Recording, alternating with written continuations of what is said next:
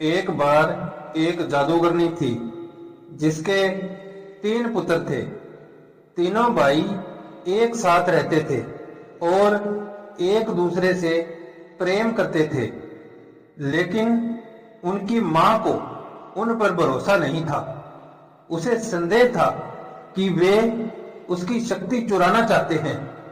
अपने संदेह के कारण उसने अपने सबसे बड़े पुत्र को एक गरुड़ में बदल दिया, जो पथरीले पहाड़ों में रहने के लिए मजबूर हो गया और प्राय आकाश में बड़े बड़े चक्कर लगाते हुए देखा जाता था। उसने अपने दूसरे पुत्र को एक व्हेल में बदल दिया, जो गहरे समुद्र में रहता था और कभी कभार हवा में पानी का एक बड़ा फव्वारा छोड़ते देखा जाता था। प्रत्येक पुत्र प्रतिदिन केवल 2 घंटे के लिए अपना मानव रूप ले सकता था। तीसरा पुत्र, जिसे डर था कि उसकी मां उसे किसी उग्र जंगली जानवर में बदल सकती है, चुपके से घर से चला गया।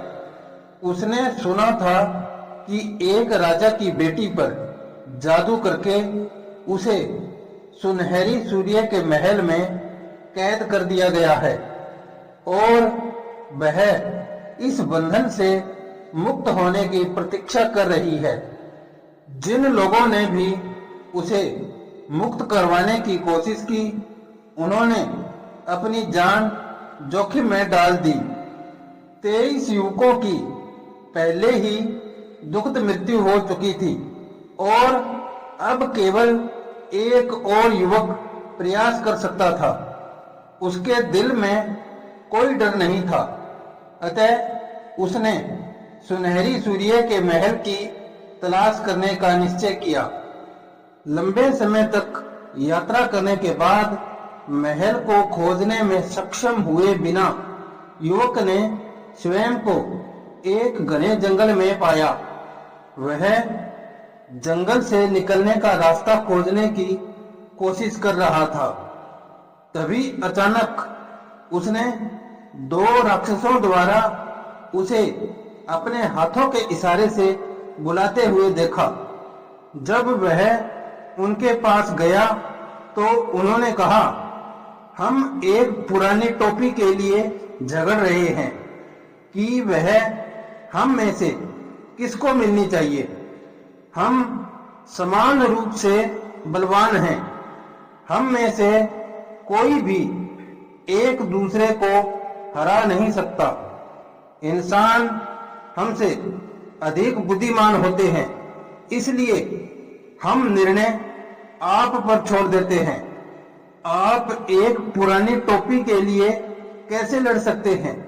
युवक ने कहा, आप ऐसा इसलिए बोल रहे हैं क्योंकि आप नहीं जानते कि इस टोपी में क्या गुण है। एक राक्षस ने कहा। युवक ने बस अपने कंधे उचका दिए।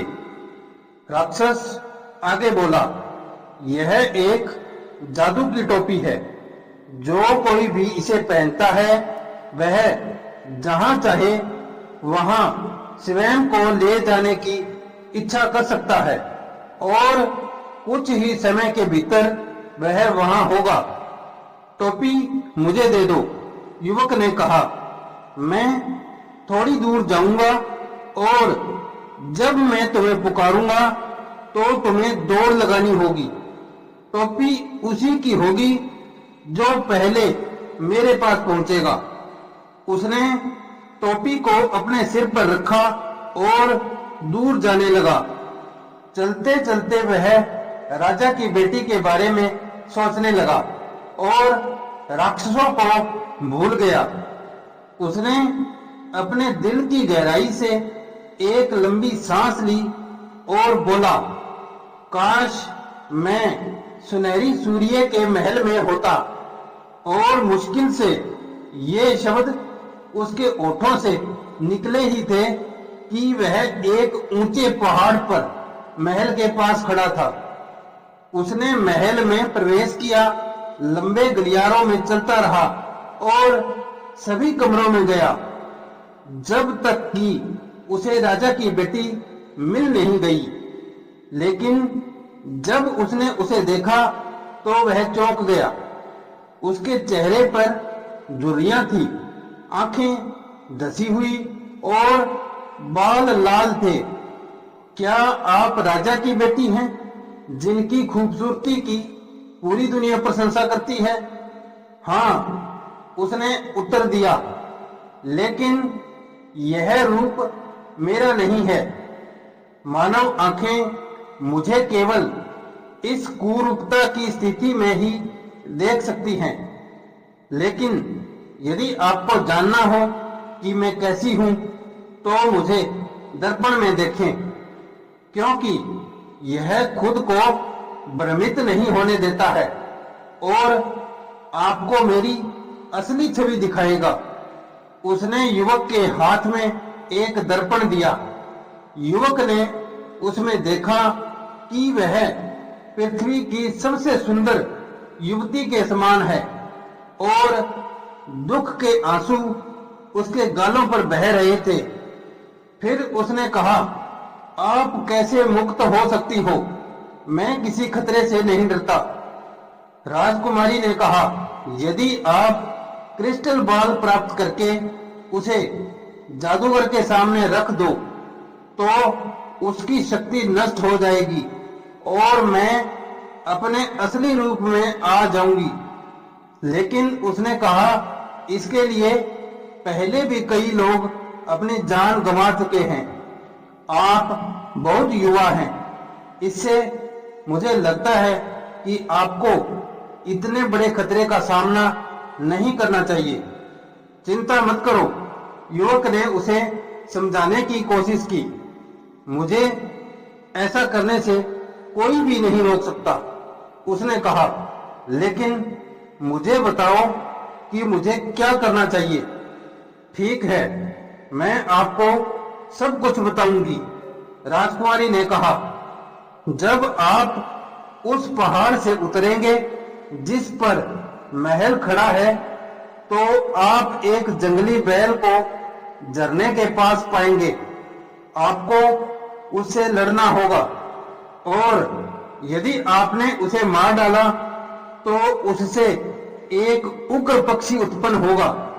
वह पक्षी अपने शरीर में एक जलता हुआ अंडा धारण करता है और अंडे में क्रिस्टल बॉल एक जर्दी की तरह होगी।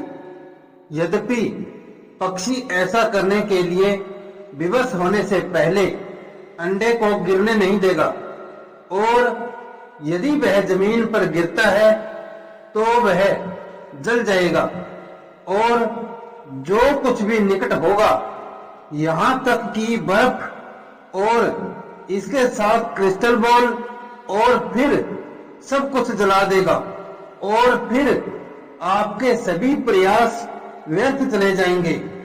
वह युवक झरने के पास गया जहां बैल ने उसे सूंघा और डकराने लगा। एक लंबे संघर्ष के बाद युवक ने बैल के शरीर में अपनी तलवार घुसा दी और वह नीचे गिर गया। तुरंत एक उग्र पक्षी उससे निकला और उड़ने ही वाला था, लेकिन बादलों के बीच से गुजर रहा युवक का भाई गरुड़ झपट्टा मारकर उसे दूर समुद्र में ले गया और उस पर पूरे जोर से अपनी चोंच से तब तक वार किए जब तक कि उसने अंडे को गिरा नहीं दिया।